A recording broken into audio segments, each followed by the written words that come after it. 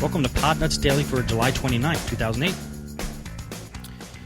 I very unprepared for this show today. I just got in at the last minute, but I think I could make it through a couple points here. Crazy day today. Very, very hectic day. One of the most hectic, I think, since we started the shop. I think at this point I'm at the busiest I am as I've ever been at the shop. I think summer, I guess we're still right in the middle of summer, so I don't know what it is, but I think word of mouth is spreading a little bit, and that seems to be a huge form of advertising right there. And on top of that, we had about 4 or 5 people bringing in computers today, and on top of that, we had a terrible day for the amount of stuff we actually got done. It's been one of those days where I start to think like, did you guys ever see Terminator, where it's like man versus the machine? We had one of those days today where I felt it was like us versus the computers, and the computers were winning today. They didn't want to be fixed, let's put it that way. For example, I had a Toshiba laptop. This was the same laptop, mind you, that I bought the wrong motherboard for, because I did not read the part number on the actual motherboard itself. And I finally got the correct motherboard in. I installed it today, put the whole thing back together, powered it on, everything was fine. Went to put a CD in the drive, no power to the CD. Turns out this particular motherboard has a little adapter that I needed to unscrew from the old one and put onto the new one that has the connector for the CD player, which I just completely overlooked. And there was no easy way of putting that CD thing back on without taking the whole laptop apart. I'm talking about almost every screw on the thing. So took it all apart, put it back together, then realized the third time I missed something and had to take it all apart, put it back together again. I was ready to kill somebody. Anyway, got it all powered up, got Windows loaded. It was running Symantec antivirus, not Norton. This has the Symantec brand, and it was Symantec antivirus. A lot of, I think, companies use this. It was like a corporate version. And I went to uninstall that, and it was asking me for a password, which I found out was Symantec. So I think that's the default password if you guys ever have that problem. Got that uninstalled, went to plug in my flash drive. Every time I plug in my flash drive, the computer froze dead. I unplugged the flash drive, the computer still stayed dead. It didn't turn off, just everything froze. It was a complete freeze up. So every time I plug in my flash drive, the computer freezes up. I don't know if it is the operating system, or I don't know if it's a hardware error with the new motherboard, but it was another thing to add to the day. So I went ahead to try to test. I was going to test it with Linux. Put Linux in to see if it would recognize my flash drive. And of course, because the CD player wasn't working, this is when I found out the CD player wasn't working. I couldn't put Linux in and boot from Linux. That's when I found out I had to take the whole CD apart. Got to figure that one out tomorrow, but that was just a nightmare for me. We had another computer. Let's see. It was a problem with couldn't find the system file in the config. System32/config folder was corrupt. And as a fix, I don't have a standard fix for this, guys. I bet a lot of you do, and some of you might be shocked that he says, he doesn't even know how to fix that.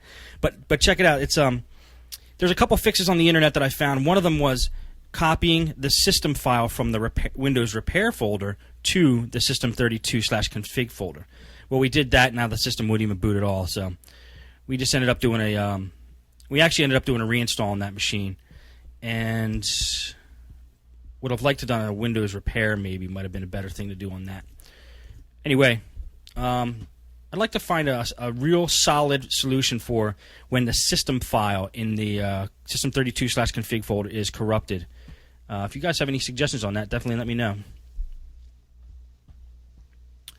All right, and a couple other jobs we did. I cannot remember. Don't have them in the notes.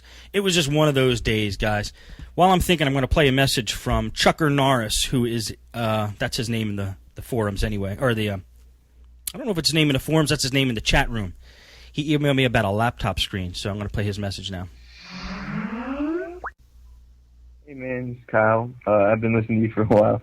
I actually emailed you a while ago to ask you about where to buy RAM, and I got a couple more jobs last weekend. 3 laptops. One has a broken screen, and since I've been listening to your show, I wanted to go ahead and try to replace the screen since it seems kind of easy. And I got on eBay and looked for the screen. It's a Toshiba laptop. I think it's like 2 years old. and there was only 2 guys that were selling this specific screen, and it was like $200, which I thought was kind of high, but the guy wants to do it anyways, and I was just going to charge him $50 for labor, but I just wanted to make sure that I'm kind of worried that I'll get the screen, and then I was worried. I wanted to know how you charge people, and if you actually make them pay for the screen themselves, or if you pay for the screen and then like hope that it all works out in the end and everything. But anyways, you can just kind of go through the process of how you treat your customers related to like some big purchases that like I really don't want to make, and I was gonna just go ahead and get them to buy it, and then just charge them the fee for it to install it. And also the other laptop I'm working on, basically there's an error that says there's like some file missing in Windows 2000, and I think pretty much if I just use the repair thing on the CD, the Windows 2000 install CD, I could fix it. But I don't have a Windows 2000 install CD, so I was gonna download it, and I couldn't. I'm not sure where to get the CD from. I think you can download it from somewhere, but if you could just go tell me how to do that, that'd be great too. And then the last computer I was working on has the power adapter got ripped out of the back by like a little kid, and I think I need to solder the backside back on. And the laptop was really hard to take apart, and then I got the entire thing apart, and I got a little scared. I have a soldering gun, so I'm going to try it, but I just wanted to make sure that I'm doing it right. Like basically, I took the entire laptop apart and got the motherboard turned around, and started looking at the thing, and you just solder the 2 connections on there, and then it should work after that, right? So I just wanted you to kind of go over that again. Anyways, and the last issue I've had is one of my housemates' laptops can't connect to the internet, and it's a new laptop, and my laptop connects to the wireless router, and my other housemate, he can connect to it, and I just can't figure out what to do about his laptop connecting. I was going to try to get into the device manager and uninstall the router, the network stuff, and then let it reinstall when I turn the computer back on. And I really can't think of any other way to do that. Sorry the message is so long, but thanks a lot. If you can't, you don't need to play the whole thing, whatever. But thanks a lot, man. I love your show. Bye. Thanks. I think it was Kyle, right? Thanks, Kyle. He's Chucker Norris in the forums. I don't know if he's in there today. That was a great message for today because I have no show notes, so that's perfect. He just gave me 4 things to talk about. So let's start with the first one. His screen question, laptop screen.